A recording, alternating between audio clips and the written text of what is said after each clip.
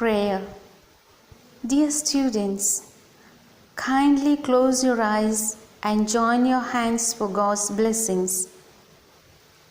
Loving God, you are the source of all wisdom and knowledge.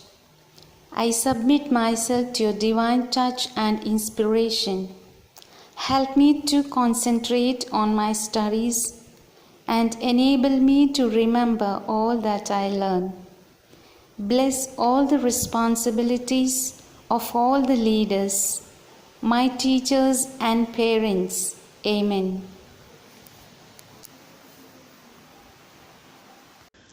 Hi students, welcome back to your social class.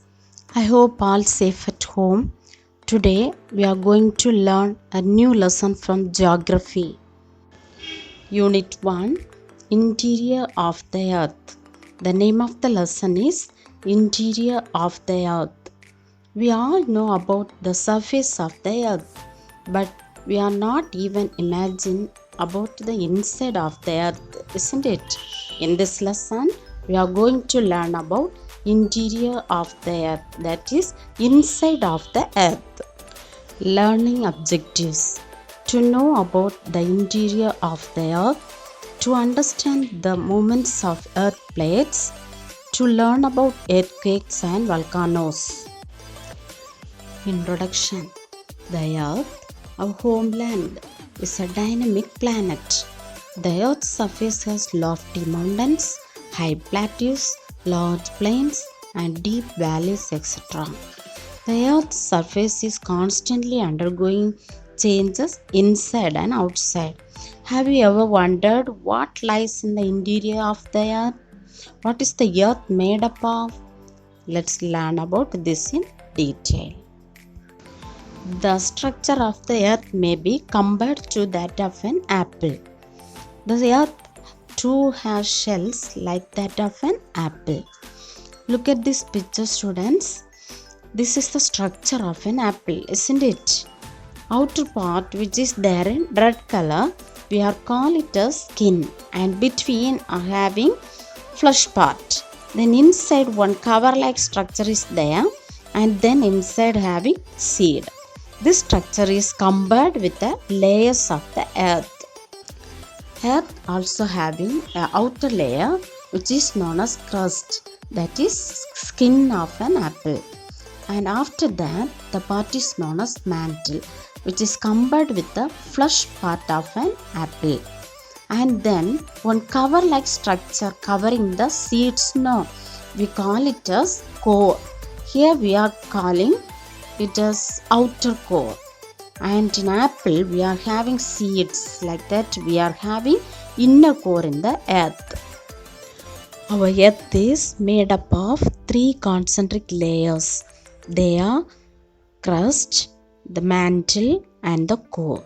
Core is divided into 2, outer core, inner core.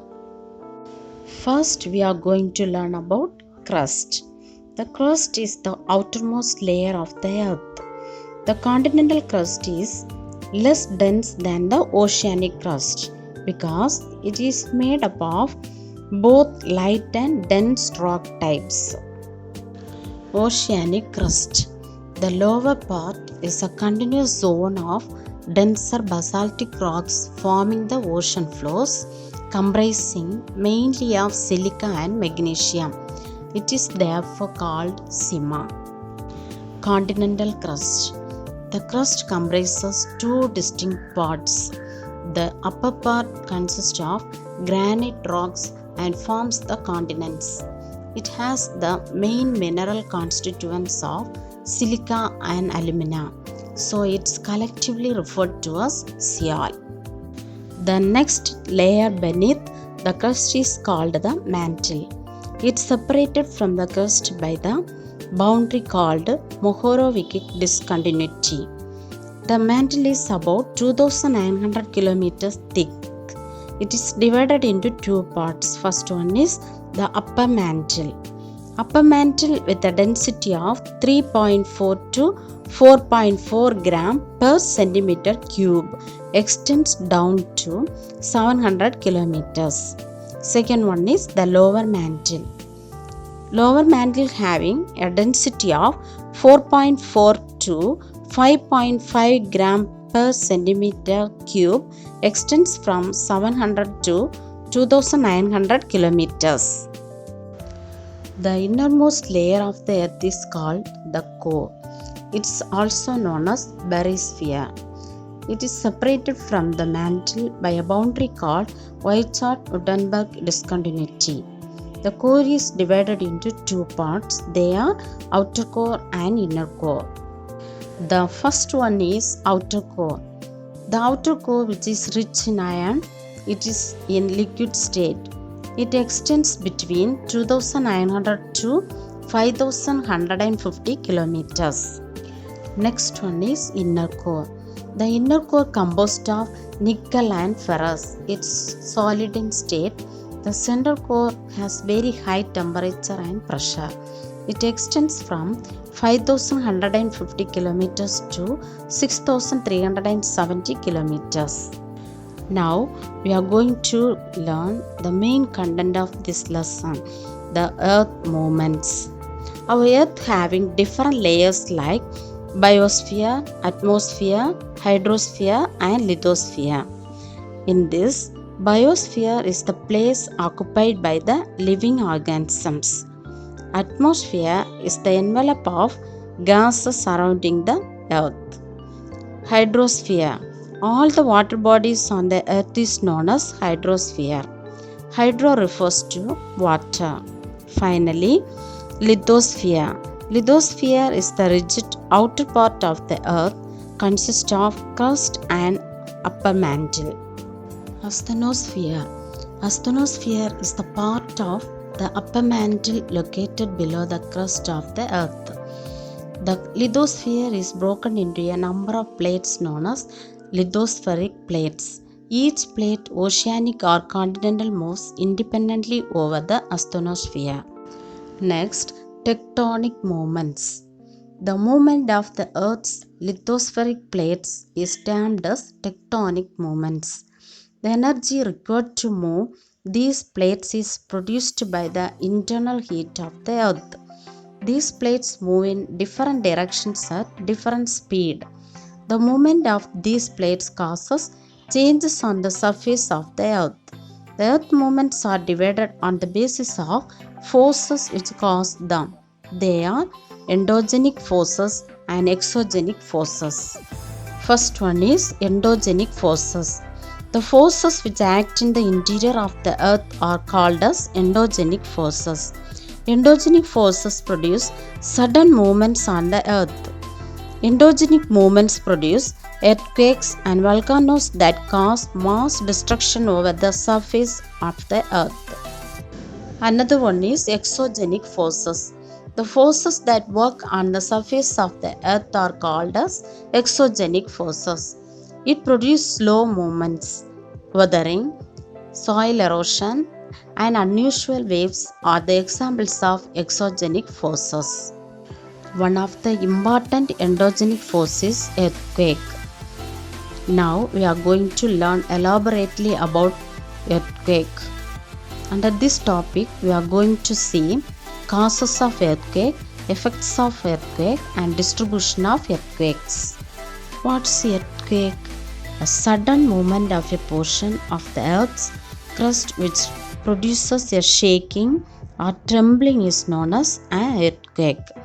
The point where these vibrations originate is called the focus of the earthquake. The point of the earth's surface directly above the focus is called the epicenter of the earthquake. From the focus, the earthquake vibrations travel in different directions in the form of seismic waves. Richter scale. The earthquake waves are recorded by an instrument known as seismograph. The magnitude of an earthquake is measured by the Richter scale. The numbers on the scale range from 0 to 9. Richter scale measurements. If the Richter scale measurement is less than or equal to 2 means it can be felt only a little. If the Richter scale measurement is equal to 5, it can cause damage from things falling. If the Richter scale measurement is equal to 6, it's considered as very strong, and if it is equal to 7, classified as a major earthquake. Causes of earthquake. The chief cause of earthquake is the sudden slipping of the portion of the Earth's crust along fractures or faults. The movement of the molten rocks underneath the surface produce strains which break the rocks apart. The sudden shifting of landmass causes upheavals in the crust of the earth, sending vibrations or waves into the surrounding portions of the earth. Sometimes the surface of the earth itself cracks. Another cause of earthquake is volcanic activity. Effects of earthquakes. Earthquakes may cause changes in the earth's surface. Vibrations often set landslides in mountainous regions. A greater danger in an earthquake is the falling of buildings. Fire is another greater danger. Underground water system is naturally disturbed by such movements. An earthquake which originates below or near the sea causes great disturbance in the water. The floods and waves causes great loss of life, sometimes more than the earthquake itself. Next, tsunami. Tsunami, a Japanese term, is the name given to the huge wave caused in the sea by an earthquake. On 26 December 2004, tsunami in the Indian Ocean swept coastal area of Indonesia, India, Sri Lanka, Thailand, etc. They caused immense damage to life and property in the coastal area. Now we are going to see distribution of earthquakes. The worst distribution of earthquakes coincide very closely with that of volcanoes. Regions of greatest seismicity are circum-Pacific areas with the epicenters and the most frequent occurrences along the Pacific Ring of Fire. It is said that about 68% of earthquakes occur in this belt. Look at the first map, students. This part is known as the Pacific Ring of Fire. Another 31% earthquakes take place in the Mediterranean Himalayan belt, including Asia Minor and Himalayas and parts of northwest China. The remaining percent of earthquakes occur in northern Africa and Rift Valley areas of the Red Sea and Dead Sea. In India, the Himalayan region and the Ganga Brahmaputra Valley are prone to earthquakes.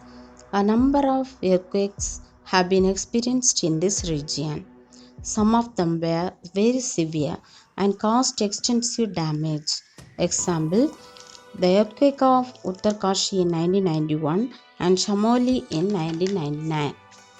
The Deccan Plateau, which was supposed to be comparatively free from the dangers of the earthquakes, has experienced two severe earthquakes in the past, the Koyana earthquake in 1967 and the Latur earthquake in 1993. These places are mentioned in the map. Okay. Next, we are going to learn about volcanoes. What's a volcano? Causes of volcanic activity, nature of volcanic eruptions, types of volcanoes, distribution of volcanoes in the world. What's a volcano? A volcano is a vent or an opening in the earth crust through which hot magma erupts from deep below the surface. The opening is usually circular in form. The molten rock material with the earth together with gases is called magma. After it rises to the surface, it's called lava. Vent is an opening or mouth of a volcano. Crater. The top of this cone is usually marked by a funnel-shaped depression which is called a crater. Caldera. If the crater of a volcano is of great size and is shaped like basin, it's called a caldera. Types of volcanoes. Volcanoes are classified according to their periodicity of eruptions such as first one active volcano, second one dormant volcano, and next extinct volcano. First one active volcanoes. Volcanoes that erupt frequently are called active volcanoes. Most of the active volcanoes lie in the Pacific Ring of Fire belt, which lies along the Pacific coast. There are about 600 active volcanoes in the world. Mauna Loa in Hawaii is the world's biggest active volcano. Stromboli is known as the lighthouse of Mediterranean Sea. Dormant volcano. These volcanoes have shown no sign of activity for many years, but they may become active at any time. These are called sleeping volcanoes. Vesuvius Mountain of Italy, Mount Fujiyama of Japan, Mount Krakatoa of Indonesia are famous examples of this type. Extinct volcano. A volcano has not erupted in past 1000 years is often listed as extinct volcanoes. The top of extinct volcanic mountains have been eroded. Mount Popa of Myanmar and Mount Kilimanjaro and Mount Kenya of Africa are examples of extinct volcanoes. Causes of volcanic activity. The temperature increases as the depth increases at the rate of 1 degree Celsius for every 35 meters.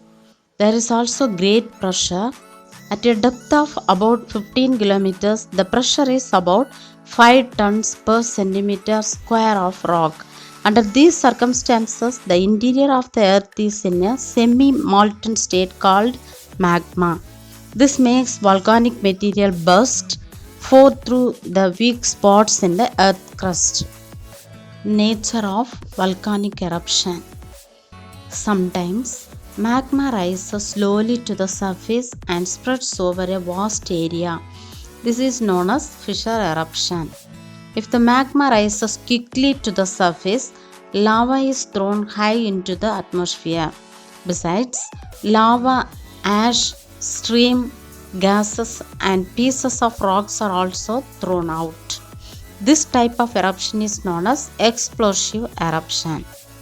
Fact: the scientific study of volcanoes are called volcanology. People who study volcanoes are called volcanologists. Distribution of volcanoes in the world. Volcanoes are located in a clearly defined pattern around the world. They are closely related to regions that have been intensively folded or faulted. There are three major zones of volcanic activities in the world. They are the Circum-Pacific Belt, the Mid-Continental Belt, the Mid-Atlantic Belt. First one, Circum-Pacific Belt. This is the volcanic zone of the convergent oceanic plate boundary. It includes the volcanoes of the eastern and western coastal areas of Pacific Ocean. This zone is popularly termed as the Pacific Ring of Fire, which has been estimated to include 2/3 of the world's volcanoes. Next, Mid-Continental Belt. This is the volcanic zone of convergent continental plate boundaries that include the volcanoes of Alpine mountain chains, the Mediterranean Sea, and the fault zone of Eastern Africa. The important volcanoes are Vesuvius, Stromboli, Etna, Kilimanjaro, and Kenya. The Himalayas have no active volcanoes at all. Last one is Mid-Atlantic Belt. This belt represents the divergent boundary of plates located along the Mid-Atlantic ridges. Volcanoes of this area are mainly of fissure eruption type. Iceland is the most active volcano area and is located on the Mid-Atlantic ridge. St. Helena and Azores Island are other examples. Dear students, today we learned interior of the earth, the movements of the earth plates, and learned earthquakes and volcanoes. And also we learned the value of our homeland. So, dear students, We have to keep our surroundings clean and protect our blue planet Earth. Thank you, students. We will meet again in the next class. Have a wonderful day. God bless you.